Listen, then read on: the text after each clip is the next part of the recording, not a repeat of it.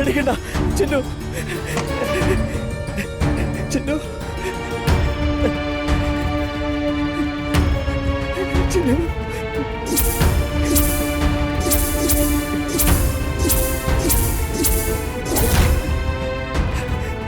ചിന്നു ചിന്നു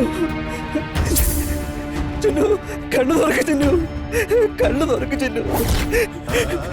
എന്റെ ഓരോ ഹൃദയവിടിപ്പോ നീയ, എന്നെ വിട്ടു പോവല്ലേ പ്ലീസ് ചിന്നു, പ്ലീസ് ഒന്ന് പിടിച്ചു നിൽക്ക് ചിന്നു.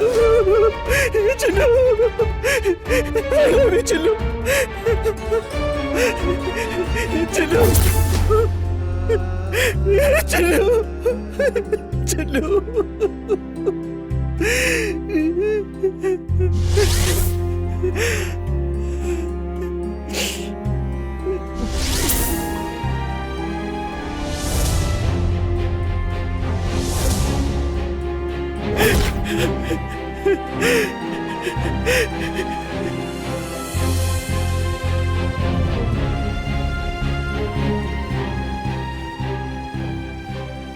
ചന്ദ്രലേഖ, എന്താ?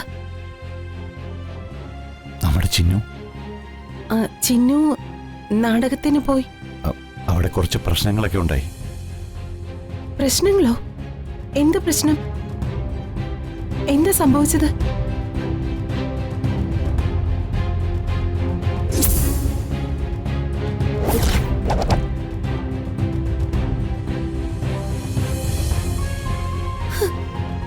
എനിക്കിപ്പൊ തന്നെ ചിന്നുവിനെ കാണണം. അറിയാലോ, അവൾ എനിക്ക് എന്റെ മോളെ പോലെയാ. എനിക്കിപ്പൊ അവളെ കാണണം. എന്റെ കുഞ്ഞ് ഏത് ആശുപത്രിയിലാ? വരണ്ട ചന്ദ്രലേഖ, ഇപ്പൊ വരണ്ട. പേടിക്കത്തക്ക പ്രശ്നങ്ങളൊന്നുമില്ല.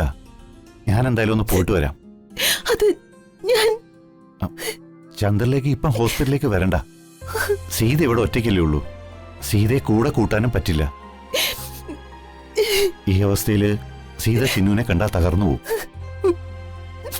ആദ്യം ഞാൻ ഹോസ്പിറ്റലിൽ എത്തട്ടെ, അതിനുശേഷം എന്ത് വേണമെന്ന് തീരുമാനിക്കാം.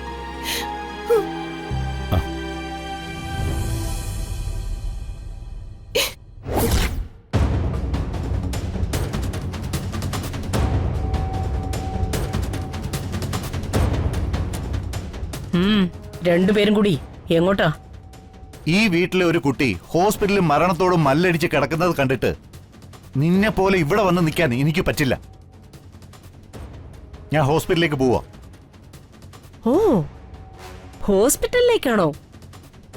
എന്നാ ഞാൻ തടയുന്നില്ല, വേഗം പോയിക്കോളൂ. പോകാം. പക്ഷെ അവൾക്ക് എന്തെങ്കിലും സംഭവിച്ചാ നീ അതിന് സമാധാനം പറയേണ്ടി വരും. ഞാൻ എന്ത് ചെയ്തുന്നാ?